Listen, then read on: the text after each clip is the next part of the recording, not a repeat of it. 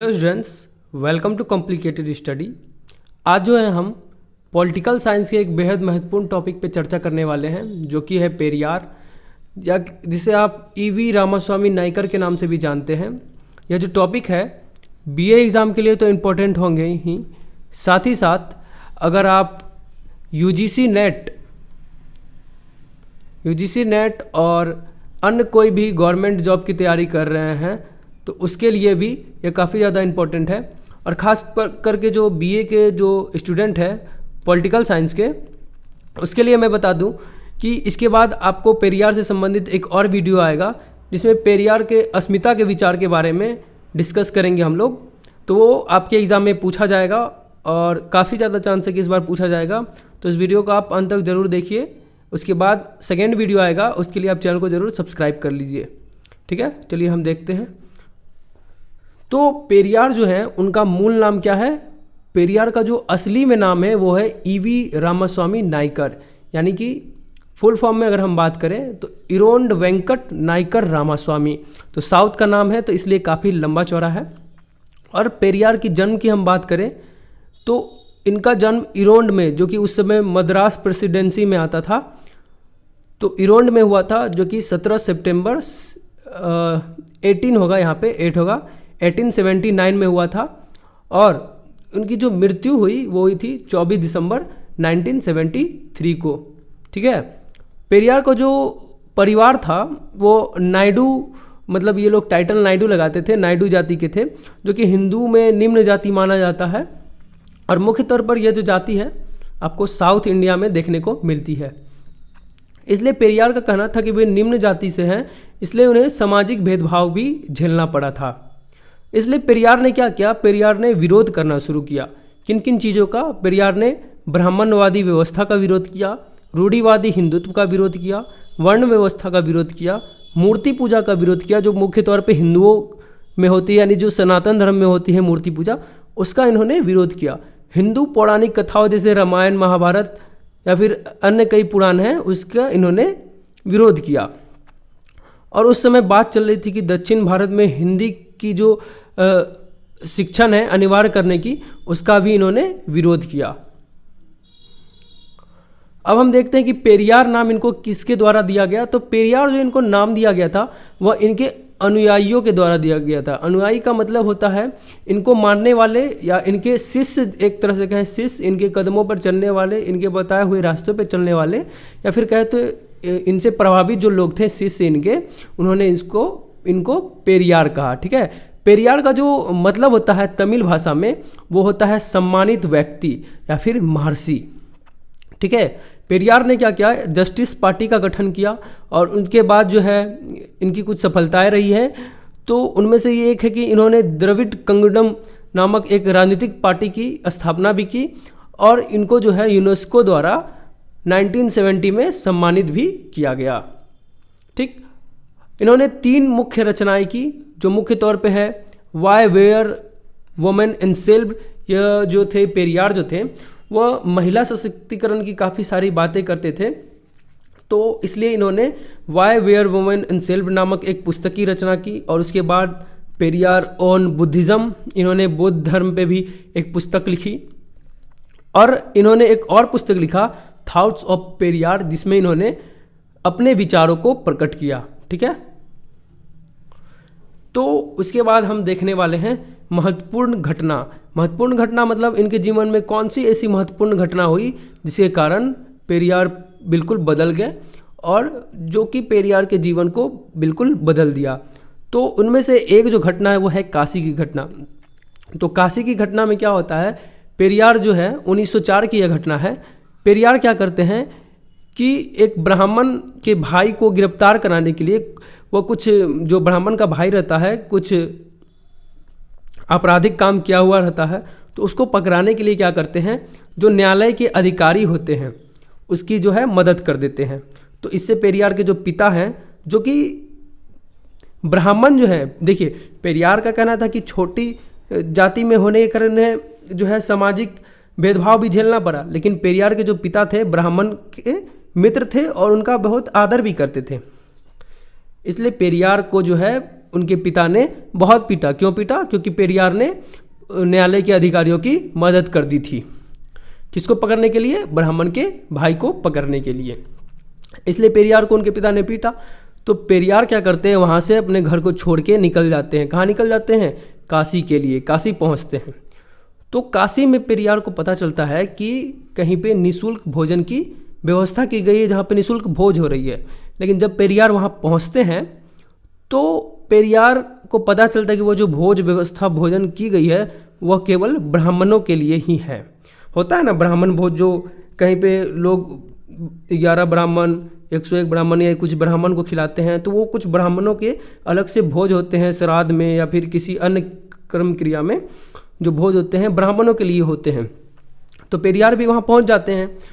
तो उनको पता चलता है कि ये भोज तो केवल ब्राह्मणों के लिए है। तो उससे क्या होता है, पेरियार बहुत गुस्सा हो जाते हैं और उनको दुख होता है। तो उसके बाद से पेरियार जो है हिंदुत्व का विरोध करने का ठान लेते हैं। और इसके बाद वे क्या करते हैं, कोई भी धर्म को नहीं अपनाते। सब जितना भी धर्म है, मतलब जो वो अपने हिंदू धर्म में थे उनको त्याग देते हैं। और उसके बाद वे क्या करते हैं कि ब्राह्मणवादी जितना व्यवस्था है उसका खंडन करने लगते हैं। तो सार्वजनिक जीवन में जो उनके साथ भेदभाव था या फिर वर्णाश्रम धर्म का जो उन्होंने विरोध किया, उसके बाद सामाजिक कुप्रथा का उन्होंने विरोध किया। सामाजिक कुप्रथा माने जो बाल विवाह, उस समय देखिए जब इनका जन्म हुआ था उसके बाद तक तो बाल विवाह चली रही थी। हालांकि अब तो हमारे देश में लगभग समाप्त हो चुकी है। बहुत कम ही क्या, अब ऐसे एक भी केस देखने को नहीं मिलते हैं। तो बाल विवाह समाप्ति अच्छी बात है, समाप्त होना भी चाहिए था। उसके बाद देवदासी प्रथा के विरुद्ध इन्होंने आवाज़ उठाया। स्त्री व दलितों के शोषण के विरुद्ध इन्होंने काम किया। ठीक है, उसके बाद ये क्या किए, तो 1920 में इन्होंने देखा कि कांग्रेस ने जो है अस्पृश्यता उन्मूलन एक कार्यक्रम चलाया, जिसमें छुआछूत के विरुद्ध एक कार्यक्रम चलाया। तो उससे प्रभावित होकर पेरियार क्या करते हैं, 1920 में कांग्रेस ज्वाइन कर लेते हैं। और बाद में जब वो ज्वाइन कर लेते हैं, उसके कुछ सालों के बाद पेरियार को पता चलता है कि कांग्रेस में भी अलग अलग गुट बने हुए हैं। इसमें कांग्रेस में भी कुछ ऐसे लोग हैं जो गैर ब्राह्मणों के प्रति भेदभाव करते हैं और जो लोग ब्राह्मण हैं उसको एक ऊंचा दर्जा देते हैं। तो उसके बाद पेरियार क्या करते हैं कि जो है कांग्रेस पार्टी छोड़ देते हैं। फिर क्या होता है कि तिरानावाकोर में वेंकम सत्याग्रह, ये MCQ पूछा जा सकता है कि पेरियार ने किस सत्याग्रह का नेतृत्व किया। तो आपको याद होना चाहिए कि पेरियार ने वेंकम सत्याग्रह का नेतृत्व किया। ठीक है, उसके बाद पेरियार क्या करते हैं, गांधी जी के भी विरोधी बन जाते हैं। देखिए जब वो अपने राजनीतिक करियर की शुरुआत करते हैं उस समय तो वो गांधी जी के अनुयायी थे, यानी गांधी जी के बताए हुए रास्तों पे चलने वाले थे। लेकिन जैसे ही वो कांग्रेस का परित्याग करते हैं वे गांधी जी के विरोधी हो जाते हैं। विरोधी क्यों होते हैं? क्योंकि गांधी जी वर्ण व्यवस्था के समर्थक थे। आपने गांधी जी के बारे में पढ़ा होगा तो आपको पता होगा कि गांधी जी वर्ण व्यवस्था के समर्थक थे। लेकिन गांधी जी कौन से वर्ण व्यवस्था के समर्थक थे? वो कार्य के अनुसार, कर्म के अनुसार, ठीक है, किसके अनुसार? कर्म के अनुसार वर्ण व्यवस्था के समर्थक थे। ठीक है, लेकिन फिर भी पेरियार का मानना था कि भले वही कर्म के अनुसार हो या किसी भी अनुसार हो, वर्ण व्यवस्था का जो पेरियार उन्होंने विरोध किया और वे इसका समर्थन नहीं करना चाहते थे। ठीक, उसके बाद पेरियार ने कहा कि जाति व्यवस्था जो है सर्वाधिक भेदभावपूर्ण है। देखिए पेरियार का और मानना क्या था कि जाति जो है केवल समाज ही नहीं बल्कि राजनीतिक दल में भी है, दबाव समूह में भी है और कई ऐसे जो संगठन है समाज में, इन सभी में जाति जो व्यवस्था है, जातिवाद उसमें विद्यमान है और इसको समाप्त करने के लिए पेरियार काम करना चाहते थे। ठीक है, अब देखते हैं आमूलवादी उदारवादी पेरियार, जो कि पेरियार मानवीय विवेक और स्वतंत्रता के समर्थक थे। ठीक है, पेरियार का मानना था कि लोग किसी भी काम को अपने विवेक से करें, अपनी सोच समझ के कर दें और इस तरह के वे स्वतंत्रता के समर्थक थे। पेरियार का मानना था कि कोई भी काम है वो व्यक्ति अपने सोच समझ के करे। ऐसा ना हो कि पेरियार जो वर्षों से चला आ रहा है कोई भी चीज़ उसको देखते हुए करे, या फिर किसी उसके धार्मिक ग्रंथ में लिखा हुआ है या फिर उसे उसका धर्म में ऐसा बताया गया है उसको देख के करे, उसे नहीं, इस तरह की कुरीतियों का वो समर्थन नहीं करते थे। ठीक है, इस तरह की कुरीतियों का पेरियार समर्थन नहीं करते थे। इसीलिए जाति व्यवस्था और छुआछूत के पेरियार प्रबल विरोधी थे। उनके अनुसार यानी पेरियार के अनुसार धार्मिक समाज में धर्म और धार्मिक ग्रंथियों के आधार पर कुरीतियाँ का समर्थन किया जाता है। यानी पेरियार का मानना था कि जितने भी धार्मिक ग्रंथ हैं उसके अनुसार जितने भी कुरीतियाँ हैं उनका जो है समर्थन किया जाता है। पेरियार के अनुसार व्यक्ति को कोई विचार इसलिए नहीं स्वीकार करना चाहिए क्योंकि वह उनके पूर्वजों द्वारा या फिर धर्म के द्वारा अथवा धर्म ग्रंथों में बताया गया है। मतलब पेरियार का मानना था कि कोई भी चीज़ है, कोई भी व्यक्ति है, उसको इसलिए सिर्फ नहीं मानना चाहिए क्योंकि उसके धर्म के द्वारा बताया गया है या फिर उनके जो कई धार्मिक ग्रंथ है, कोई भी धार्मिक ग्रंथ हो सकता है, चाहे वो कुरान हो, महाभारत हो या रामायण हो, कोई भी ग्रंथ है जिसमें उसको बताया गया है उसको नहीं मानना चाहिए, बल्कि इंसान को जो अपने दिमाग से काम लेना चाहिए, अपने ज्ञान से काम लेना चाहिए, अपनी सोच समझ से काम लेना चाहिए। ठीक है, ऐसा पेरियार का मानना था। इसके निर्धारण का जो अधिकार होना चाहिए वह विवेकीय ज्ञान और तकनीकी खोज यानी वैज्ञानिक खोज होना चाहिए। ठीक है, ऐसा पेरियार का मानना था। और साथ ही साथ पेरियार जो थे महिला उत्थान के भी समर्थक थे। और यहाँ पे हम देखेंगे पेरियार जो थे निरीश्वरीवादी यानी जो भगवान को नहीं मानते हैं। पेरियार कई बार अपने भाषण में ऐसा कहते थे कि कोई भगवान नहीं है, अगर है तो वह सामने क्यों नहीं आता है, और क्या भगवान इतना भूखा है कि वह केवल अपने भक्तों से हमेशा फल फूल चढ़ाने को कहता है। तो इस तरह की बातें वे अपने भाषण में कहते थे। और ये खास तौर पे जो हिंदू जो लोग थे इनको अपने अपने हिंदू जितने भी लोग हैं, हिंदू जो धर्म है उसको हमेशा अपने निशाने पे रखते थे और बहुत ज़्यादा ये हिंदू धर्म का विरोध करते थे। वे ईश्वर को भी नहीं मानते थे और ईश्वर ने किसी को भी अपना दर्शन नहीं दिया, ऐसा पेरियार का मानना था। और ईश्वर और धर्म की उत्पत्ति का मुख्य कारण, देखिए पेरियार का मानना था कि ईश्वर और धर्म का जो उत्पत्ति हुआ है इसका मुख्य कारण लोगों में भय, अज्ञान और गरीबी है। और भय, अज्ञान और गरीबी अगर इन तीनों चीज़ों को मिटा दिया जाए तो समाज से ईश्वर और धर्म दोनों खत्म हो जाएंगे, ऐसा पेरियार का मानना था। उन्होंने व्यक्ति के विवेकशील चिंतन पर बल दिया, मतलब कि वह किसी भी धार्मिक ग्रंथ के अनुसार चलने से मना किया। उन्होंने कहा कि व्यक्ति को अपने विवेकशील चिंतन से चलना चाहिए, अपने दिमाग से सोचकर काम करना चाहिए, और ये भगवान को बिल्कुल भी नहीं मानते थे। इन बातों का आपको ख्याल रखना है। ठीक है, उसके बाद इन्होंने आर्य अध्यापत्य का विरोध किया।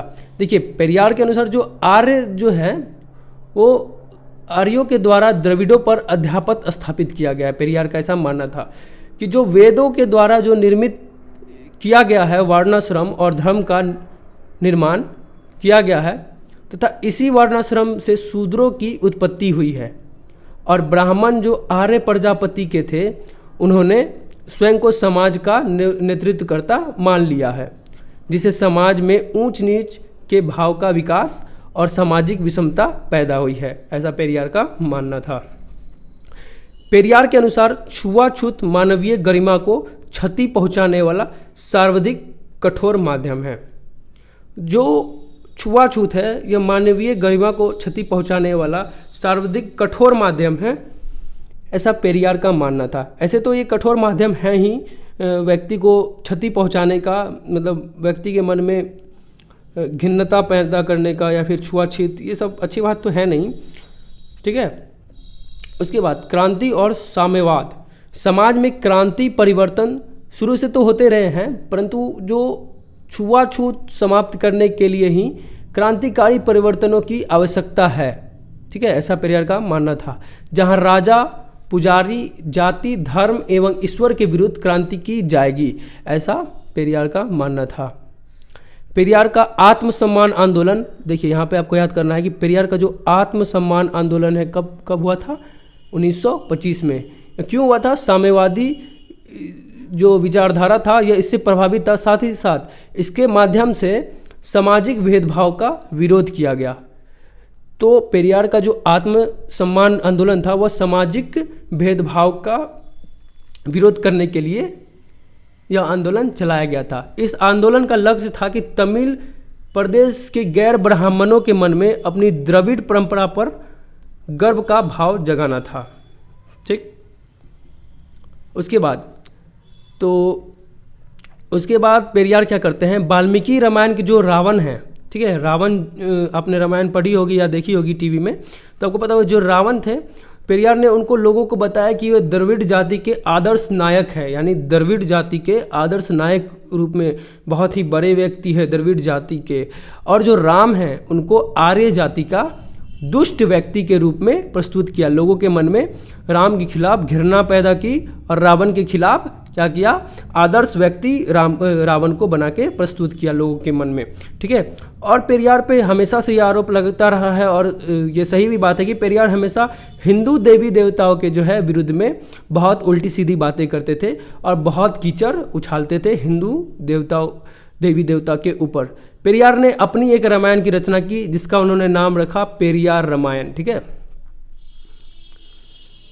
और ब्राह्मणों के धार्मिक वर्चस्व को जो चुनौती देने के लिए पेरियार ने तात्म सम्मान विवाहोत्सव इसलिए इन्होंने आयोजित किया क्योंकि इसमें क्या किया उन्होंने, बिना किसी ब्राह्मण पंडित पुरोहित के, यानी देखिए कहीं भी विवाह होता है तो वहाँ पंडित या फिर ब्राह्मण की जो मौजूदगी है जरूरी होती है, लेकिन यहाँ पे तत्व सम्मान विवाहोत्सव में इन्होंने बिना किसी पंडित या पुरोहित के विवाह को संपन्न कराया। ऐसा इसलिए इन्होंने क्यों किया, क्योंकि ये ब्राह्मणों के धार्मिक वर्चस्व को चुनौती देना चाहते थे। ठीक, दलित जातियों के मन में हीन भावना हटाने के लिए आत्मसम्मान पूर्वक जीने की शिक्षा दी, अस्मिता की भावना को इन्होंने बढ़ावा दिया। ठीक, आत्मसम्मान आंदोलन के प्रचार हेतु कुंडी अरासु व रिवोल्ट का प्रकाशन शुरू किया। इन्होंने कुंडी अरासु व रिवोल्ट का इन्होंने प्रकाशन शुरू किया। दलितों की नई पहचान स्थापित करने हेतु न केवल द्रविड़ आंदोलन चलाया बल्कि एक स्वाधीन देश द्रविड़िस्तान की मांग उठाई। अब देखिए, ये जो द्रविड़िस्तान की इन्होंने मांग उठाई, इसके बाद से पेरियार को देशद्रोही भी कहा जाने लगा और इसके बाद से लोग इसके खिलाफ बहुत ज़्यादा बोलने लगे। वैसे तो बहुत पहले बोलते ही थे, क्योंकि पेरियार जो थे क्या करते थे, हिंदू देवी देवताओं के खिलाफ बहुत उल्टा सीधा बोलते थे। लेकिन जब से पेरियार ने एक अलग देश, भारत से अलग होकर द्रविड़ों का समूह लेकर द्रविड़िस्तान बनाने की मांग की, तो लोग इसके खिलाफ काफ़ी गुस्सा हुए।